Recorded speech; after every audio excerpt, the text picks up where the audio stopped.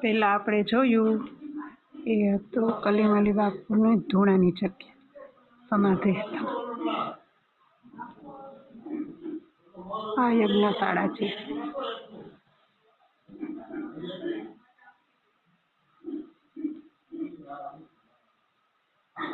અહીંયા ઓફિસ છે. આ છે કલીમલી બાપુની જગ્યા. જો મિત્રો, પંજાબથી અંદર 4 કિલોમીટર છે.